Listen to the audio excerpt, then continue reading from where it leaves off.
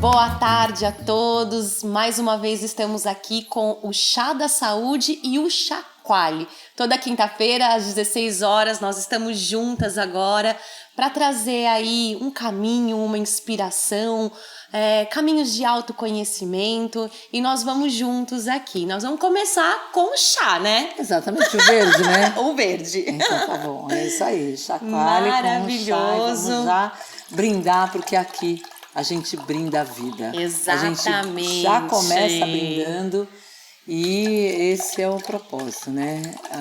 Brindar ao bem mais precioso que a gente tem. A vida. A vida. Viva a vida. Viva a vida. Saúde, viva a vida. Ai, que delícia. Ô, Ali, enquanto a gente toma esse chazinho, eu gostaria de colocar um vídeo pra gente colocar a nossa autorreflexão sobre ele, porque ele fala sobre a vida.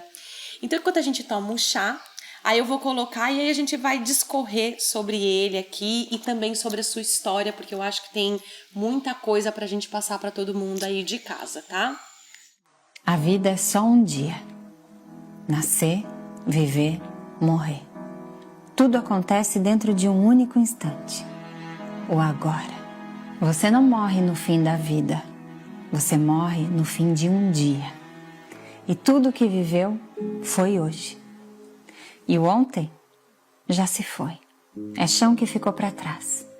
O amanhã ainda nem existe. É só promessa no vento. Tudo que você realmente tem é o hoje. Por isso, não diga que vai ser feliz no ano que vem. Não diga que está esperando as férias, o amor da sua vida, a aposentadoria. Não diga que precisa de mais tempo. Você não precisa de mais tempo. Você precisa de mais presença. Querer uma vida feliz é bonito, mas talvez seja grande demais. Talvez o segredo esteja em querer algo menor, mais possível, mais gentil. Um dia feliz. Só isso. Um bom dia. Porque quando se tem um dia feliz, você tem uma vida feliz. Então que hoje seja esse dia. Um dia leve, risonho, sincero. Um dia onde você se lembre de estar vivo. E ao final possa dizer em silêncio: hoje eu vivi. Não é lindo? É lindo. Essa e menina aí, é uma querida, né? Ela passou um tempo na Índia, fez um trabalho só de ouvir a voz dela. É muito maravilhoso, incrível. né? E assim, eu acho que traz uma mensagem muito grande sobre esse lugar da vida, esse caminho que muitas vezes a gente vai buscar. Eu tava um pouquinho antes aqui da gente começar a gravar, conversando aqui com o Adriano sobre esse lugar que ou a gente tá no passado, remoendo as coisas do passado e isso se torna a depressão, ou a gente tá no futuro criando uma grande ansiedade. E nós tomamos o café ali, também falamos sobre esse lugar do materialismo, que não tem problema nenhum eu pensar no futuro, em ter as coisas, mas eu não posso me apegar a isso. E aí você tem um caminho, né, Wally, que acredito que vai de identificação com muitas pessoas. Você cruzou por um caminho que talvez algumas pessoas não cruzaram, mas passaram por aquela dor. E você foi buscar um lugar de recolhimento. Você aprendeu a viver na floresta, que você me contou e vai contar para todo mundo aí. E você percebeu esse lugar de que, tudo bem, precisou se encontrar com você, mas esse lugar sozinho não colocaria você realmente para vivenciar com outras pessoas, né, trocar, e agora você tem um lugar de troca. Então eu acho que assim, eu acho que esse vídeo ele traz um lugar de muita importância para que a gente se mantenha nesse momento presente, porque é aqui que nós vamos encontrar a cura, aqui que nós vamos encontrar o autoconhecimento. Então eu vou deixar agora para você poder contar a sua história, porque eu acho que tem muita gente aí de casa que vai se identificar, que já passou por isso, ou pela depressão, ou pela ansiedade. Você, no episódio passado, você contou sobre uma tentativa, né, então já pensou sobre isso. Eu também já passei por essa dor e a gente falou sobre isso, né? Só quem já sentiu essa dor é que pode falar mesmo de verdade. E é uma dor física, né? É uma dor tão profundo, ela vem da alma, mas a gente sente aqui na matéria. E a gente sabe que é um processo que ninguém vai tirar a gente dele, a não ser a gente mesmo, né? Vai lá, Ali, com você. É muito louco, porque você falando assim, me rememorei a um dos episódios que eu vivi, que eu fiquei 10 dias jogada no chão sem conseguir levantar. Depois de um processo muito grande de perda, né, de não ter chão, e eu né, fui vendo todos esses processos, né, esse vídeo, a gente está falando, que a gente já falou. Então, assim, foram muitas histórias, né? Então, em 30 minutos não dá pra gente contar. A gente tem muitos episódios aqui, gente. A gente tem a TV assim, Praia Grande SP pra transmitir bastante aí pra gente. E a gente tem os nossos canais pessoais também que vocês podem acompanhar aí. Pode procurar aí Ateliê Ali da Costa, Érica Massoco. A gente tem muito pra falar. E, vamos lá, pode essa é a intenção, gente. Essa é a intenção. A gente tá aqui num lugar que é muito especial, que é muito mais do que uma pousada. É a minha casa, meu ateliê, não minha só, mas várias pessoas vivem aqui, mas é o meu ateliê. Mas a gente tá nesse lugar, Érica, pra compartilhar a vida. Por quê? Porque senão não faria sentido. Porque o que eu descobri, né, ao longo dessa minha trajetória foi assim, por mais que a gente sejam seres individuais, por mais que a gente busque a felicidade, a gente vive em conjunto, né? Nós estamos num planeta que é único e que todos nós fazemos parte. E que isso, na verdade, eu já entendia, já sabia, né, desde muito cedo e tal, mas eu tive que muitas vezes perder os bens materiais, perder quase tudo, inclusive perder a vida. Algumas vezes eu quase perdi, por isso a gente brinda. Porque nós estamos aqui para poder compartilhar o bem mais precioso. Porque se eu tivesse tirado a minha vida, eu não ia poder estar aqui. Então, eu ainda tenho o meu bem mais precioso. E aí eu também não ia, se eu não tivesse mais viva, eu não ia poder ter alegrias, mas eu também não ia poder ter as dificuldades. E esse caminho e esse lugar do passado, presente e futuro são as existências que a gente tem. Então, o nosso passado, ele não deixa de existir na nossa memória, mas ele não existe mais. A gente não pode voltar lá atrás e mudar. Claro que na filosofia budista tem uma coisa que, inclusive, a gente consegue mudar algumas coisas, mas não que a gente volte, porque ele não existe mais. A hora que a Érica chegou aqui, na hora que a gente começou esse programa, não existe mais. Já foi efêmero. E o final desse programa ainda não existe. Tudo pode acontecer aqui. Então a gente tem ideia de que as coisas possam caminhar para um lugar. Mas, efetivamente, a única coisa que a gente tem é este momento que a gente está falando. Exato. É este momento presente que já passou na hora que eu falei. Então, é muito maluco isso. Quando a gente consegue entender o funcionamento da vida, ele é maravilhoso. E quem me trouxe isso foi o budismo Nichiren. Porque eu tinha rodado todas as religiões, todas as filosofias, e estudado um monte de coisa. Por quê? Porque eu achava, desde a minha trajetória, que eu era errada do mundo, que tudo dava errado era por minha causa. Na verdade, não causa. Na época eu entendia que era culpa. Então, a nossa sociedade, ela traz uma culpa pra gente absurda, que o ombro vai ficando assim. Tanto que eu ainda tenho os meus ombros assim, por mais yoga que eu faço, eu sei que eu ainda vou conseguir, né, voltar a isso, mas ainda existe uma coisa que o meu corpo, ele ainda reflete todos os anos de processos de culpa que eu tive. Por quê? Porque eu tô viva mesmo, porque eu tinha que estar, eu tenho uma missão. Porque com 2 anos eu fui desenganada pelos médicos, eu tive uma doença, né? Meus pais tinham já minhas 2 irmãs e eu adoeci e eu tive que ter muitos cuidados.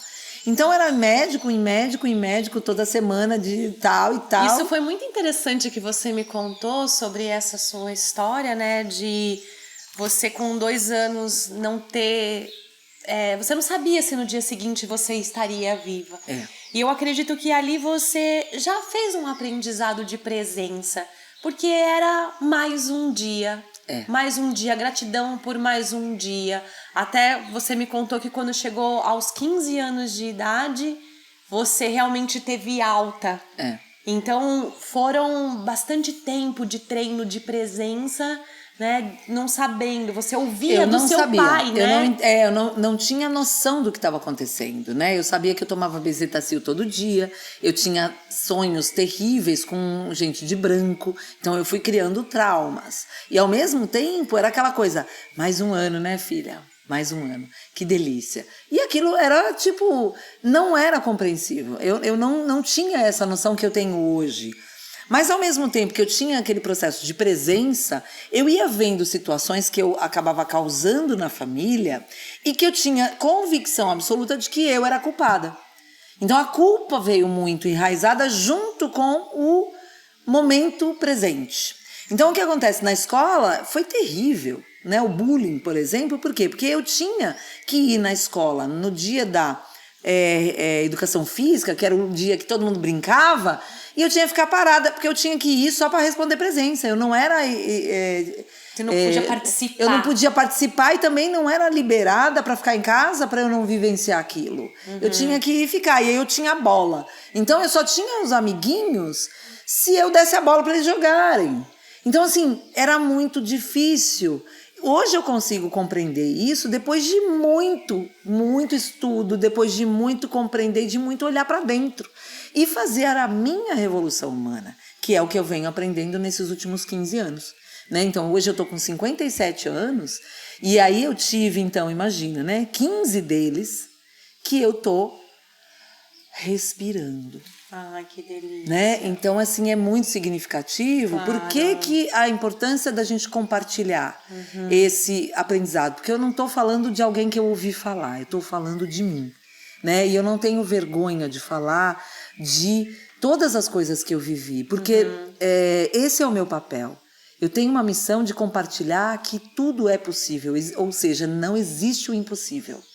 Porque a gente tem vida, enquanto a vida é esperança. Eu sempre ouvi isso de algumas veteranas, né, que me auxiliaram muito e tal. Ali, respira, segue aquele ritmo do ar, né, por hoje, né? Então, às vezes a gente não consegue fazer, aí a depressão quer pegar, a escuridão fundamental tá ali batendo em você, você vê que as coisas estão acontecendo, você quer respirar e não consegue.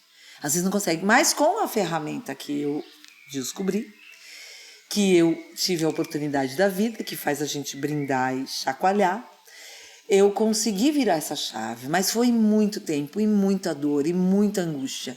Por quê? Porque com 15 anos, quando você fala, como você falou, né, eu recebi alta, 14, 15 anos e tal, os meus pais, né, achando que já tá, que legal, agora ela tá, né, curou, né, só precisa fazer um acompanhamento e tal. Eles achando que eu, né, ia ser a legalzinha, que eles iam acalmar. Gente, eu tava em plena adolescência. Foi um caso, eu não pude fazer nada na infância inteira. E desculpa que eu posso fazer alguma coisa? Beleza, aí dançou. Tadinho deles, gente. Foi descobrir o mundo. Fui descobrir o mundo e eu era kamikaze. Tô tentando deixar de ser um pouco, né? Porque eu me jogava nas coisas assim, aí pá, batia e caía. Né? E aí fazia assim, vamos lá, né? Só que com isso também, essa coisa do viver o momento presente. Então, o que eu venho aprendendo hoje, né? A gente falou, o passado não existe, o futuro ainda não existe. O que existe é esse momento presente. Isso é um dos termos mais importantes dentro do princípio budista. Dentro do yoga. Dentro do yoga que tem a ver a questão...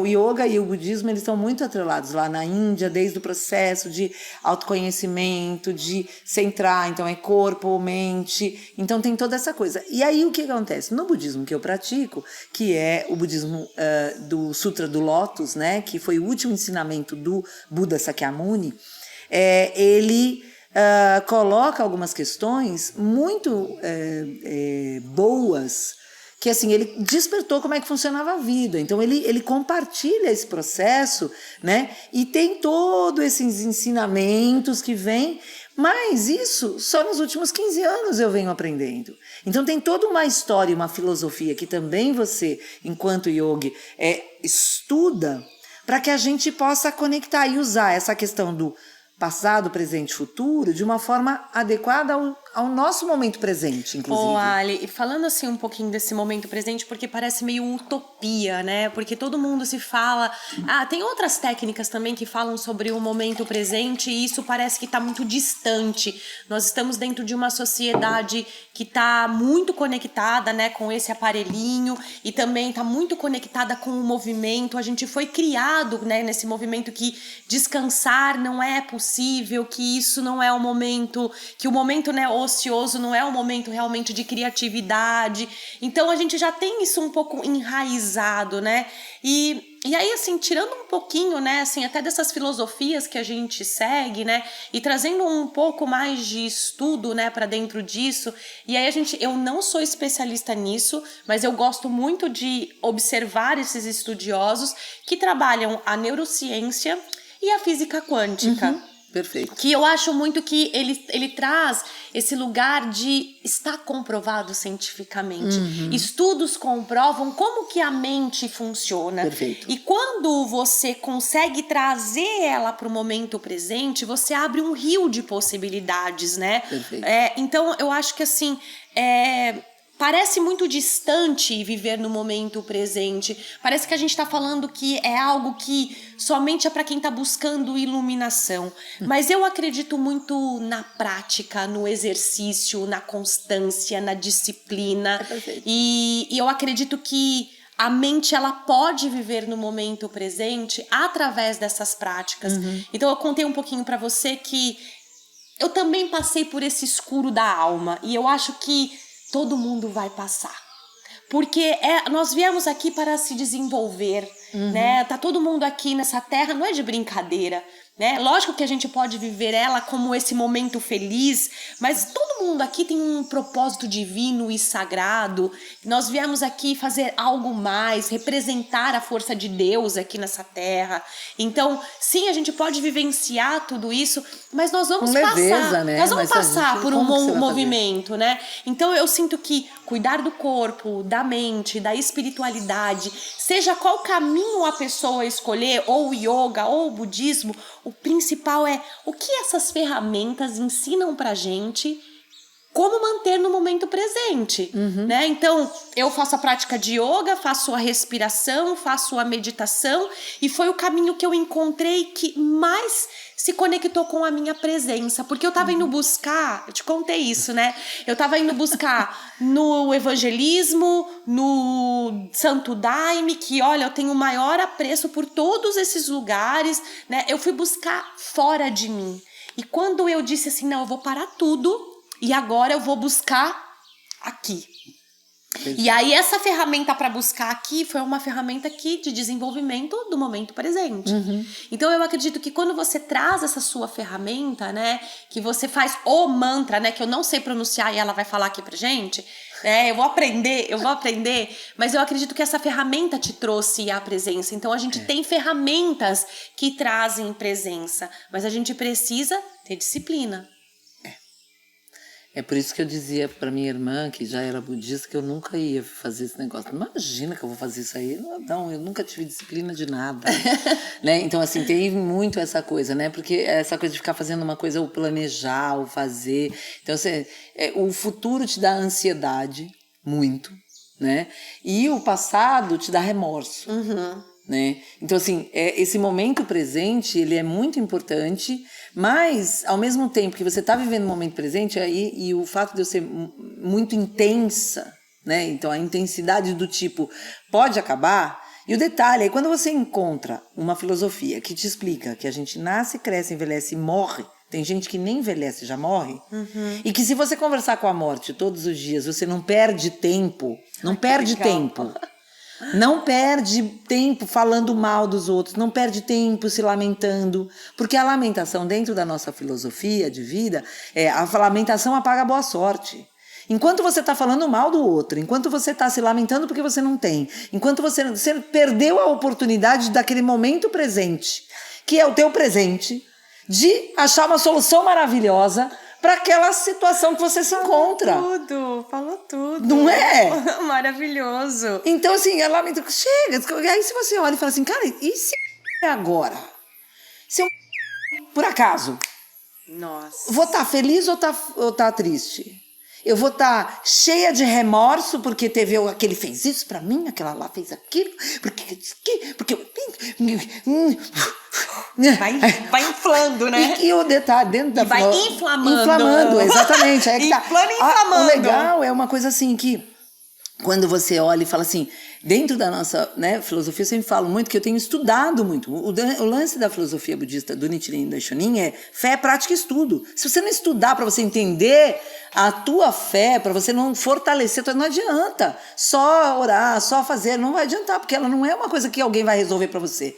É a lei mística de causa e efeito. O que eu faço retorna para mim mesmo, intensidade e proporção. Você falou de física quântica, é exatamente isso. O Nam-myoho Renge Kyo, ele é pura física quântica. Então já existem estudos, né, sobre essas filosofias diversas e os membros da Gakkai, por exemplo, tem eu até vou buscar essa pesquisa em Harvard, que as pessoas que são dessa ONG mundial que promove, são pessoas leigas, praticantes e tal, e que não é de misticismo, que não é de ir atrás de nada, é estudo, é prática e tal, porque assim, ser iluminado num templo, ser Buda num templo é fácil.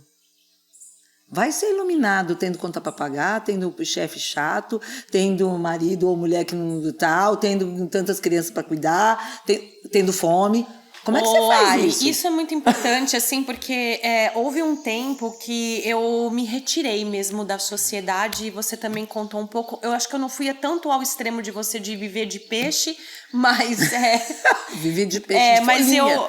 De folhinha, né? A minha tristeza foi tão profunda que eu precisei sair de São Paulo, eu precisei me afastar da minha família, eu precisei me afastar dos meus amigos, porque eu precisava chorar sozinha. E até que eu fui levada, assim, por Deus mesmo, para essa comunidade no Espírito Santo. E dentro dessa comunidade morávamos em 17 pessoas ali. E tinha uma casinha que era muito afastada dentro da comunidade, mas ela ficava afastada da comunidade, ela ficava no meio da mata, era um quarto com uma porta, a sala não tinha porta, às vezes eu acordava na sala, tinha Bambi, na sala tinha cobra, assim, sabe? Tipo, eu fui parar no meio do nada, eu comecei a não querer socializar com a própria comunidade, porque eu senti assim, eu preciso ficar distante, porque aqui eu não machuco ninguém, sabe? Aqui ninguém me machuca também. E foi importante, eu vivi 4 meses dentro dessa casa. Depois de lá, a hora que eu já estava saindo daquele processo, mas eu fiz grandes processos meditativos ali. Aí eu fui pra Bahia, eu falei, preciso de sol. Preciso de sol, calor, festa. Porque eu já tava saindo do casulo, assim. Mas eu precisei ir pra esse lugar. E eu percebi que, depois de tudo isso, eu ainda voltei pra São Paulo. Passei por mais um processo. Então eu percebo que a gente vai passando por processos de readaptação, aonde, pra mim, eu preciso parar. Às vezes eu preciso soltar tudo que tá ao meu redor para eu poder enxergar qual é o meu caminho, sabe? Você falou uma coisa muito significativa. Solta. Solta. Então, assim, eu já passei momentos de fazer 10 horas, 11 horas, 24 horas de Nam-myoho Renge Kyo. Porque a dor e a ansiedade eram tantas que a minha irmã sempre dizia e diz: quando você não sabe o que fazer, você faz Daimoku. Daimoku é a recitação contínua do Nam-myoho Renge Kyo. Então eu tava ali numa situação que eu não sabia o que fazer. Então o que eu vou fazer? Vou fazer Nam-myoho Renge Kyo, né? Porque eu tenho que fazer, porque tem situações, porque isso, que aquilo. Então é muito louco, por quê? Porque tem momentos que a gente precisa mesmo se recolher, né? E o meu recolhimento foi quase 10 anos nesse movimento, tendo alguns momentos que eu voltava para a sociedade, fazia alguma coisa, me iludia de novo, voltava para casa, que era no meio do mato, pequenininha, metade dessa sala aqui, de madeira. Eu aprendi a comer a floresta, né? Eu aprendi a me virar, aprendi a usar o fogão a lenha em vez de gás, porque eu não tinha nem dinheiro para o gás. Então, assim, teve muitas histórias dessas. E aí, o que acontece? Quando você percebe que quando você desperta para o que realmente importa, fica mais leve. E aí o que acontece? A gente tem uma coisa que budista não é egoísta. Como é que eu vou viver sozinha, feliz, alegre, contente, lá no meio da mata, que estava maravilhoso para mim, se as pessoas que estão ao meu redor, na minha frente, estão em sofrimento? Como é que eu posso ser feliz, de fato, se aquela pessoa, a humanidade, está ali em sofrimento? Me explica. Ali, então nós vamos encerrar um pouquinho esse chá da saúde com o chacoalhe, trazendo para todo mundo aí de casa essa reflexão que você trouxe. Como é que eu posso ser feliz sabendo o que está acontecendo e não fazer nada, ver o outro e não fazer nada? Como é que a gente pode, né, fazer alguma coisa? Por onde que a gente pode começar esse movimento? Então a gente vai deixar aí para o próximo chá da saúde, porque nós vamos continuar aqui neste mesmo lugar, tomando aqui um chazinho, e você aí de casa vai acompanhar com a gente no próximo chá da saúde com o chacoalhe, para que você possa saber um pouco mais sobre esse caminho. Muita gratidão a você. E olha só, tem muita história e muita reflexão. Aproveita essa semana para pensar bem, eu tô feliz? E as pessoas que estão ao meu redor, elas estão felizes? Será que tem alguma coisa que eu posso fazer que impacte positivamente a vida minha e do outro? E aí, que tal? Um brinde à vida. Um brinde.